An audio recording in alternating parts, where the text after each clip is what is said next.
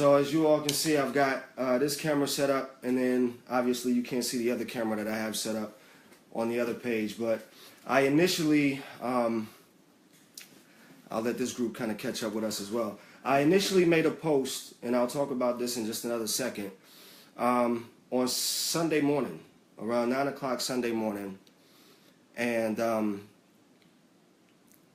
I got a lot of responses. We got over 400 likes on that post. I had over 250 inbox messages about the topic. And I'm just checking the other camera. And so I figured, you know, with all of the comments, with all of the concerns, with all of the interest in this topic that we're going to discuss tonight, I really felt it responsible to truly come on and talk about the simplicity of what we're about to get into. As you can see, some of you may have expected me to be in some type of garb. Look at my oracle there. You see that? You see that orb? Yeah. All right. So, peace to all, to man, woman, and child, and all things that walk the earth. You'll hear me say that a lot because there are a lot of things that walk the earth. All right, so we got both pages up. We're giving people just a little time to get in here. So I'm gonna really be open with y'all. You know what I mean? This is not gonna be some fabricated, you know, situation to make me look like this amazing oracle or some amazing, you know, person. That's not really the point of this. A few years ago, I was locked up. A few years ago, I got locked up trying to fight a child support case. And be it that I felt like I was in complete alignment, I felt as though the universe had no other choice but to protect me. And so as I got in processed, the young lady asked me several questions, you know, asked me about my dietary restraints. I told them that I didn't eat meat. They asked me about my religion. And when they asked me about my religion, can everybody hear me? If y'all can hear me, say yes. I just want to make sure we got people in attendance and you all are streaming fine.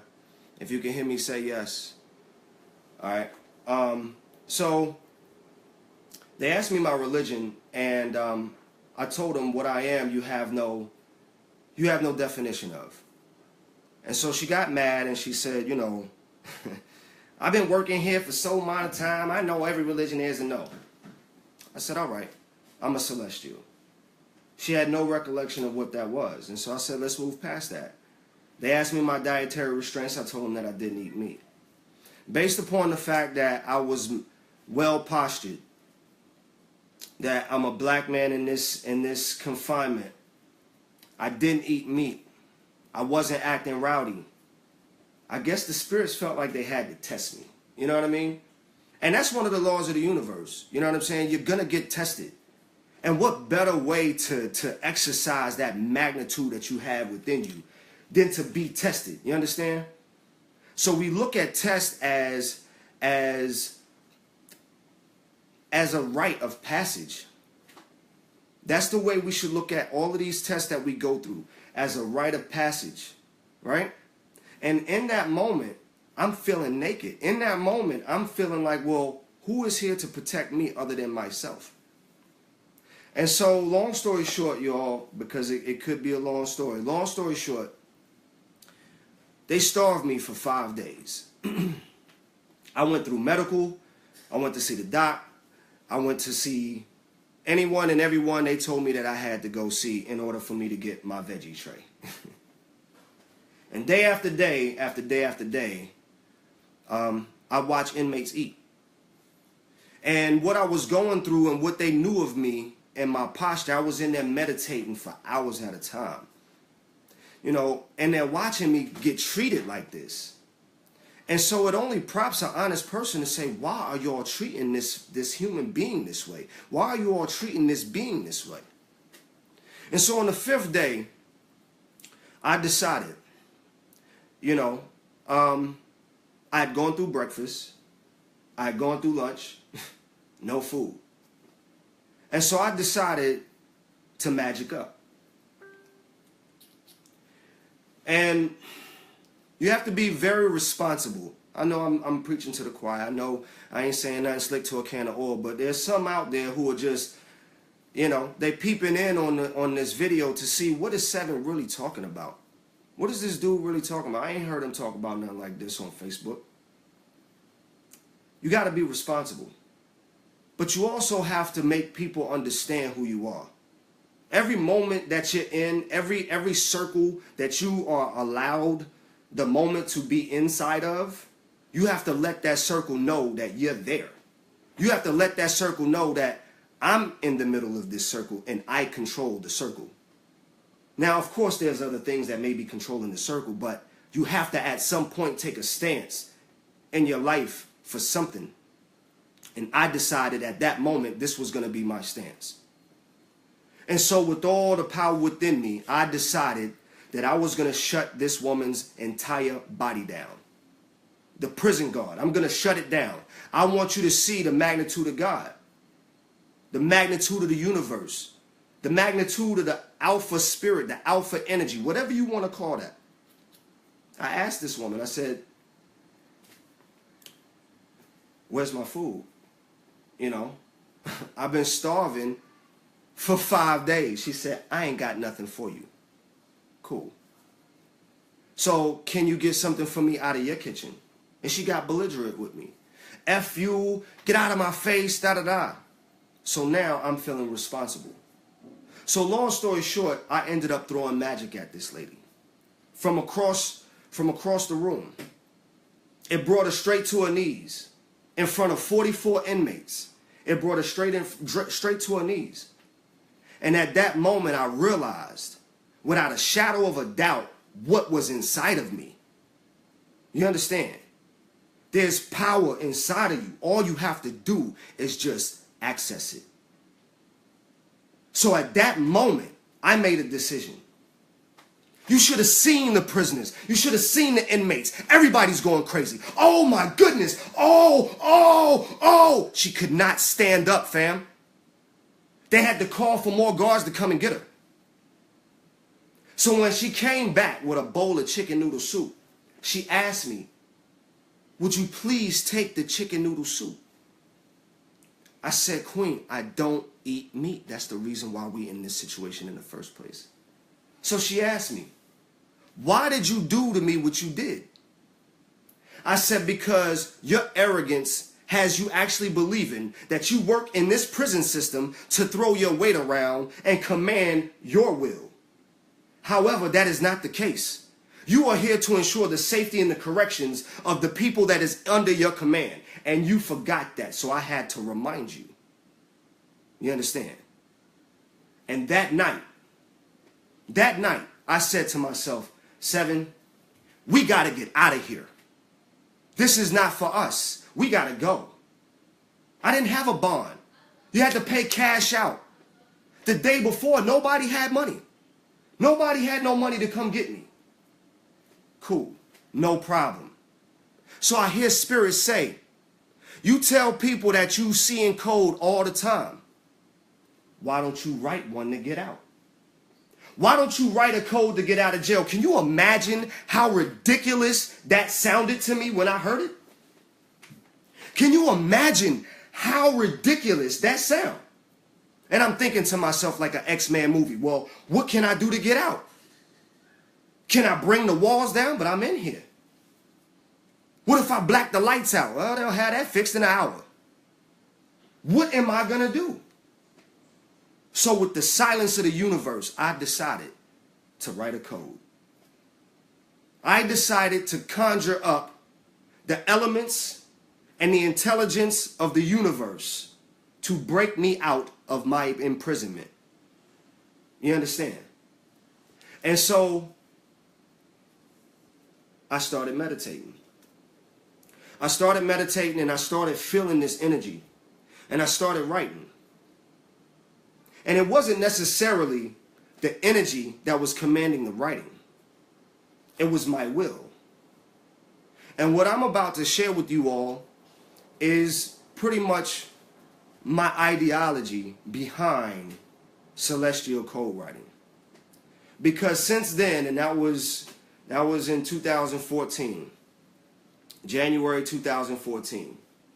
Since then, I have written code for many people. They all have worked. Every last one of them. And that's not me bragging about nothing. Because some of the code I didn't necessarily write. I just showed a few people. I told a few people. And people told me all the time. This is the reason why I'm having this Facebook Live on 2 different pages, yo. Because people told me, Seven, don't talk about your magic. That shit ain't real. Don't talk about it. But listen. When you do something that affects you, can't nobody tell you it's not real. When you know what you know, and then you defy the odds with something that you know, can no one tell you that it's not real? So the wisdom of that knowledge said to me, Seven, you need witnesses. You need people who can actually say, okay, this is real. Because if not, then you're living in your head, no matter how real it was. So what I'm doing right now is I'm going to a website. I was really, I was talking and kind of giving you all the story to give some people some time to get on here. I'm not going to take too much more time. Everything that I'm going to have to say from this point forward is more so going to be notes. All right? I just wanted to give you the kind of the backstory of how we got here. All right? So, like I said, I feel like I'm in the presence of family. So I feel like I can be honest with y'all. You know what I'm saying? I feel like I can truly be honest. Last Saturday, I was feeling extremely down. I was feeling extremely down.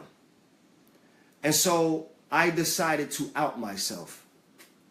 Since people told me that this magic should be done in secret, all of these things should be done in secret, but I know the people that I've helped.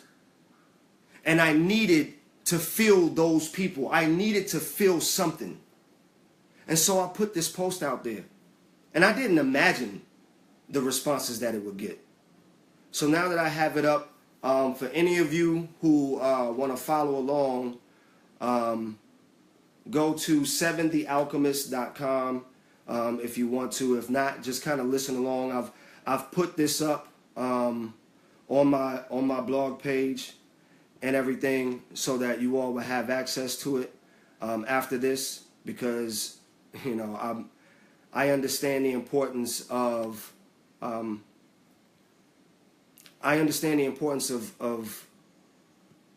being able to reference what you're learning about, especially in the occult. You understand? So without further ado, I'm just going to go into it. All right. So I'm going to read, and I'm reading. So I may stumble along some words, but I'll correct it. But just kind of stay with me. All right. What if you knew a prehistoric truth about this world? What if you could shape it? What if you could shape this world into your imagination and desires? I've been able to do so, and here are my 7 steps to the ideology behind celestial code writing. First, we must understand language. And understanding language, this is how we communicate. You understand? Celestial code writing is an ancient form of communication to either oneself or one deity. It was written, or it was developed to communicate to either oneself, a group of people, you understand, or to a deity. That's truly the purpose behind celestial code writing. You're either writing a code to manipulate something for yourself, to manipulate something for a body of people, or to request something from your deity, from a deity of yours. All right. Celestial code writing is a very ancient form writing. It's been around as old as the earth is. All right. It's changed throughout time based upon who's ever possessed these abilities. It's gone from the Egyptians to the Sumerians, Greeks, Africans, and more. We have changed our writing symbols and systems to letters now, shaving off valuable information of what could have been or could be communicated. And this language is taught or learned. So are we really or truly learning the language of prosperity and health? Are we really learning what they want us to know so that we may remain controlled and batteries? Can language be also used to limit emotions? It is. Think about it. Those who are educated use a different vernacular. Those who are uneducated use a different vernacular. So in the same place, if both of those individuals are occupying the same space, identity is always present. Communication is missed between those two individuals based upon how they learned their vernacular. Okay? Language is used as mind control. And what I did, you all, I went to, there's a writer by the name of George Orwell. All right, he wrote a novel in 1984 called Limiting Language in Order to Limit Thought. Okay, limiting language in order to limit thought. All right, and one of his most important messages in 1984 is that language is the central importance to human thought because it structures and limits the ideas that individuals are capable of forming and expressing. If control of language is centralized in a political agency, Orwell proposes, such an agency could possibly alter the very structure of language to make it impossible to even conceive of disobedient or rebellious thoughts. You understand? Mind control. They're using language for mind control. So this is one of the reasons why we use shapes, letters, numbers as you're using the celestial writing. You don't want to use the words that you've been taught. You want to use the words that you've come here with. You understand? So that's number one. Number two is understanding the universal laws. We must understand the universal laws. If you're able to understand the universal laws that govern our planet, then you're able to manipulate those laws. You understand? However, please understand, in order for one law to work, 4 other laws may be applicable. Understanding pain, okay, if you're in pain, understanding the pain, you are then able to shift your energy through thought process and acknowledgement of such pain. If conscious, then you are able to determine ways out of that pain, either by logic, a logical evaluation, or by reasoning, or from an energy perspective. By visualizing images of relief from such pain, your mind creates various ways out of that situation. You understand? We call it the window. And if that way out is in accordance to your path, then the universe starts delivering those ways to your subconscious, to your conscious mind. All right? What's some of the laws what's some of the laws of the universe, or universal laws? One is called the law of attraction. The law of attraction is what we pump into our code. You understand? The law of attraction says that the law of attraction must be applied in order for us to manifest things on earth. Therefore, we must engage in actions that support our words, our feelings, our visions, thoughts, dreams, and emotions. These actions will bring us manifestation of various results, which are dependent upon specificalities. You understand? So for instance, if I'm saying, listen, I'm going to will $10,000 to myself in the next month, but I don't have a job, okay? Or my job doesn't have the ability to give me bonuses. My job doesn't, do pay raises. They don't do any type of, you understand what I'm saying? If those elements are not present, then the magic becomes more difficult. So in all things, you have to gain an understanding of the laws that are governing your situation. There's a law called the law of correspondence. The law of correspondence says basically, the law of correspondence puts us in the driver's seats of our own lives. Our outer world is a direct reflection of our inner world, right? You have people who are saying to me, Seven, I want this to happen, I want this to happen. But they're not doing nothing that their soul is telling them to do. It could be as simple as working out in the morning or meditating. Your soul is telling you to get up at 7 o'clock in the morning and meditate. It's because it's trying to protect you from a certain situation that you might endure at 12 o'clock.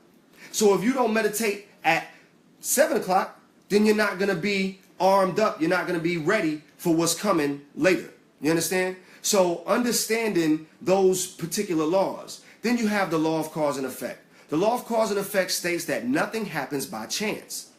So when we understand why we're in the situation that we're in, if we can have a different mindset about that situation, it also makes our magic more powerful.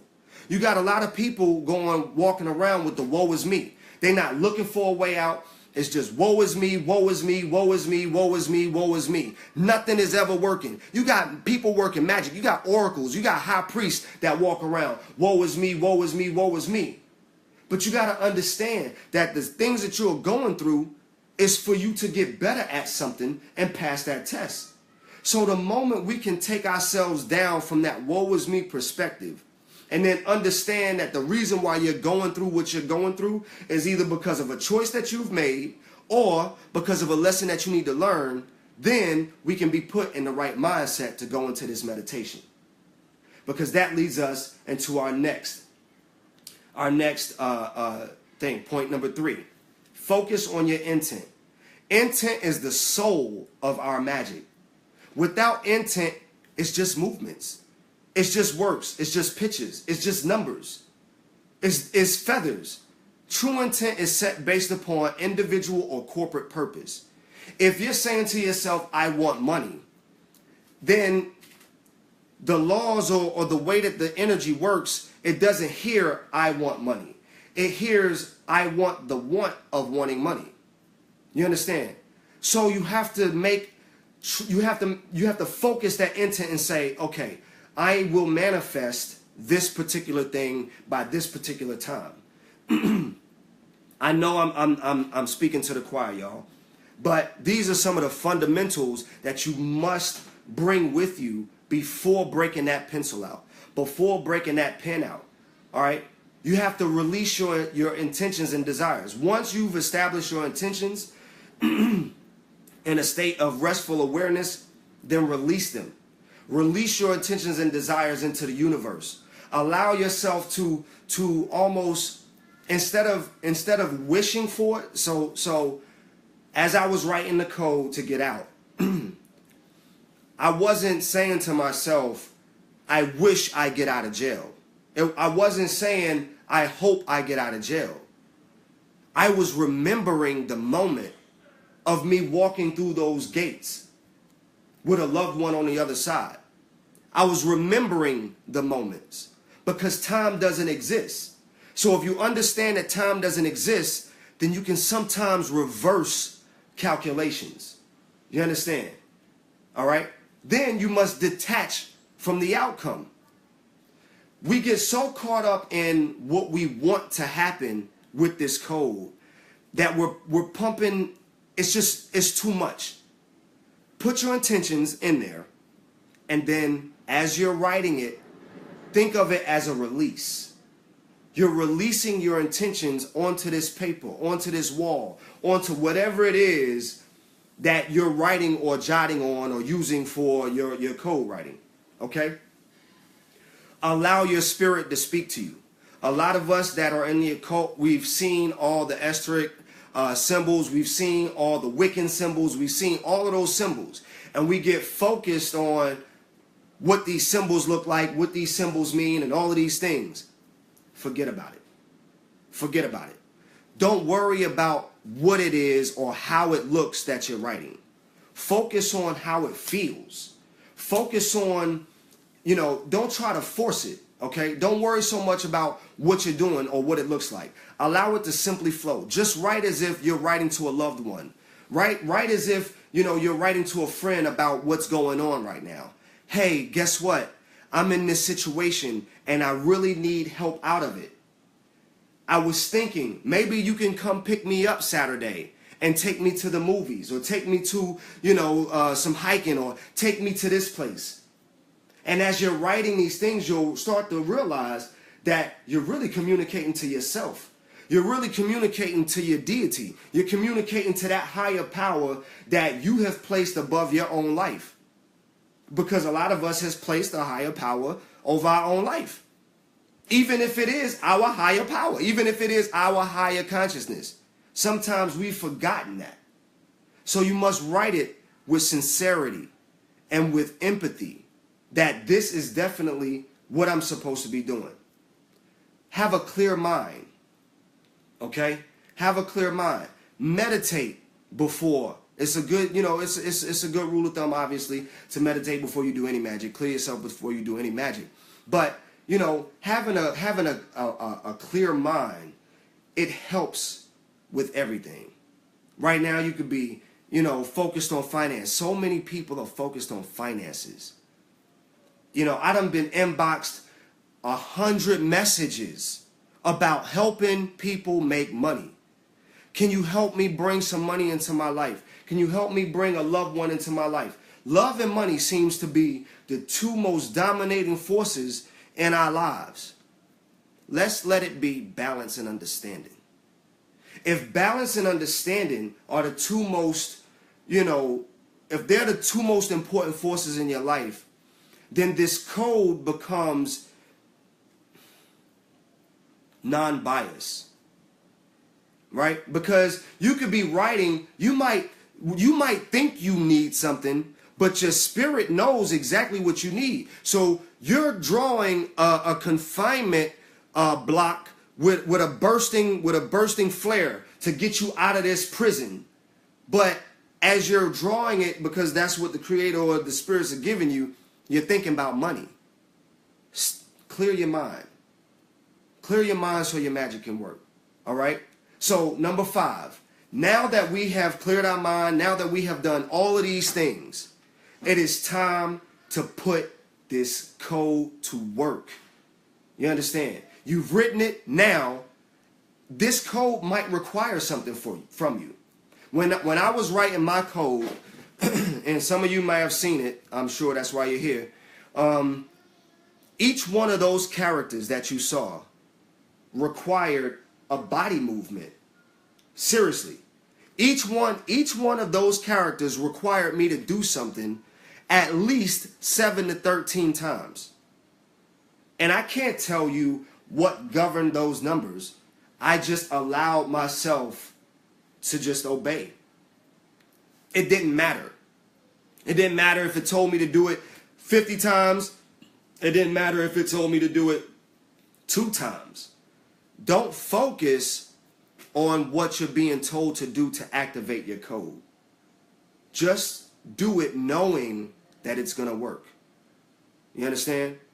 And then after you write this code, it might tell you to do something else. Some it might tell you to dance until exhaustion. Some it might tell you to drink alcohol. Some it might tell you to consume substance. I don't know what it is that you do or what your spirits are comfortable with doing. But don't be afraid to be open to doing it. That's the magic in the code. You understand? It's just like being invited to a party. If I get invited to a party and they say, hey, 7, bring a DJ with you, and I don't bring the DJ with me, we're not having no party. You understand what I'm saying? The party's not going to happen. Or it's going to be delayed because someone else is going to have to bring a DJ. My point is, don't be afraid to do whatever that code is asking you to do. All right? Then, once you realize, number 6 is put it away. Once you realize that code works, or that code did work, put it away. You understand? Put it away. You don't need it anymore. I'll give you a very simple, and as I end this, because there's only one more step. So as I end this, I'm going to bring the practicality of this magic home. Okay? So, obviously, I wrote this particular code to get out of jail. So after I wrote the code and I'm out, well, I know I'm out. So then what do you do with the code? Well, for some, I burn. For some, I bury. For some, like this particular one, I wash it away with intention. I make it of no value. I'm out of jail, so I don't need it no more, right? And then I use it for an example. So obviously, if I'm using it for an example and it's a code, the best thing to do is to translate that code.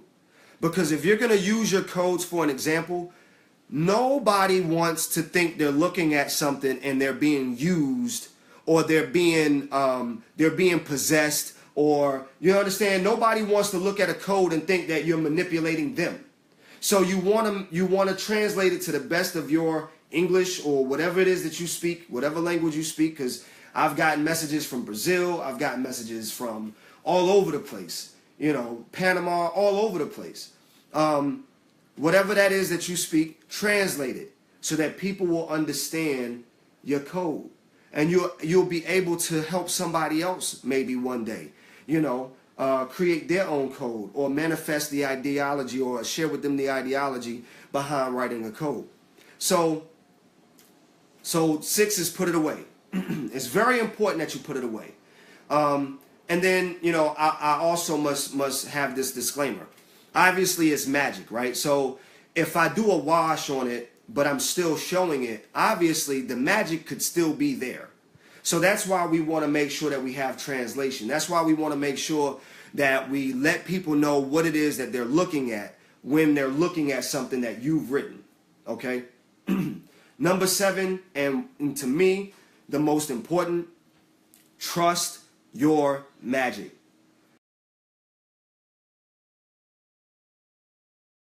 That you have been given in order to get yourself out of this situation. You understand? You must trust the magic. Your intentions match with your faith in your own magic, and is an amazing combination that sparks motion in the universe. You will be pleasantly surprised of what could shift in your universe if all you do is trust your magic. All right?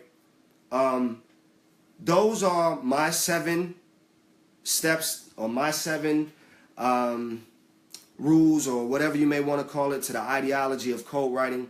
I'm going to take some questions. If anybody want to ask some questions, I see we got a lot of people on this one over here, and then I see we got quite a few people over here. If anybody wants to say anything or ask anything, feel more than free to do so. I'll stay on the line a little while.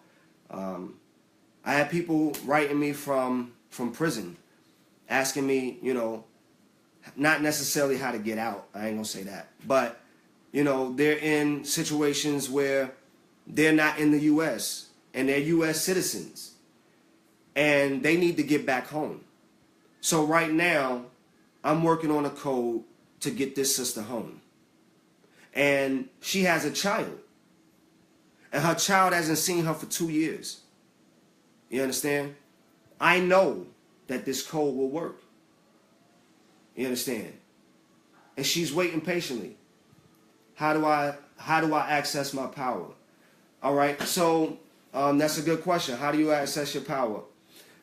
First, you must understand that there may be some things that you're doing that may be blocking your power. Eating meat. For some people, eating meat, for me, I know that eating meat blocks my power. You understand? I'm going to give you another one. Being faithful.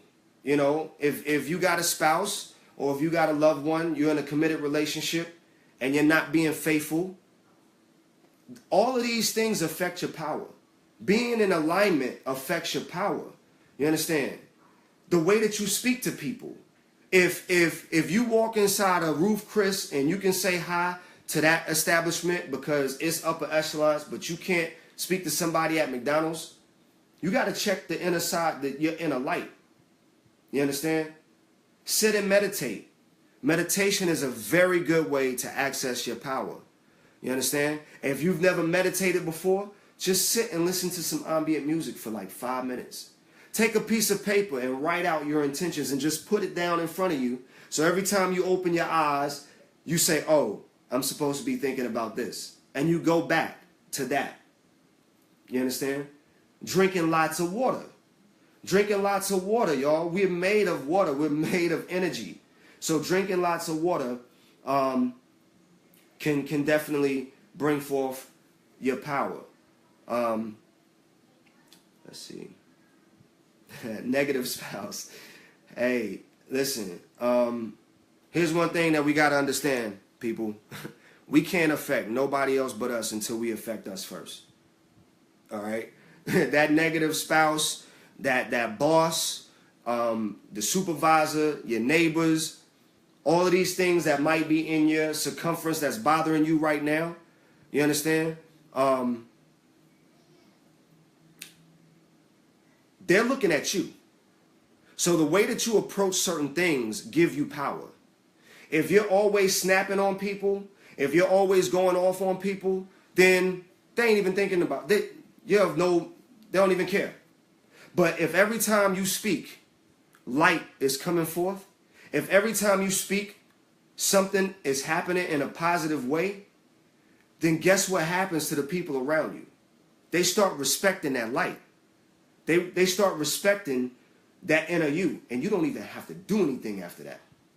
You understand? Can I save this video? And yes, please download the video as soon as it's done. As soon as there are no more questions, I'm going to wrap it up. I don't want to be too long on this other page. I can be as long as I want to be on this one. But I'm trying to respect the group over here, and I really don't want to be too long over here. So if y'all got questions, please ask. I don't see anything in my chat right now. So if y'all got any questions, please ask. So how would you, let's see. So how would you know exactly what to draw? Like, does certain shapes have certain meanings? Okay, that's a very good question. So one of the beginner stages that I like to tell people to do is make a legend for yourself, right? Make up your own stuff. You know what I mean? Draw a circle, put a squiggly line to it, and say, that's knowledge. Draw a pyramid and write an 8 or a 7 in it. Hey, that's protection. You know what I mean? And just don't focus on what's already out there. Focus on what's inside of you, because you're going to use these symbols to create a combination in order to manifest certain things. It's just like a phone number. If I say, hey, I want all of y'all to call me in 15 minutes, but you don't have my phone number, how you going to make the connection? Right? So with the combination of numbers, if you can get those combinations right, then my phone will ring. It's the same way with almost every desire that you have. Almost. You understand? Love the legend. Check your inbox. Okay. I know that to be very true and feel negative energy drain you. Okay. Man, I love that y'all are on here and that this is so important to you. You know what I mean? Y'all are giving me life. You understand? Because, you know, I had no idea how this was going to affect so many people. So I'm gonna shut it down over here, family. I don't see anybody, any messages. I don't know if it's because it's on a private group or any of that. But feel free to inbox me. Feel free to hit me up. You can go to my website, 7thealchemist.com, and hit me up. Peace, love, and light. Peace to man, woman, and child, and everything to walk the earth. I am your boy, 7 the Alchemist. I love y'all.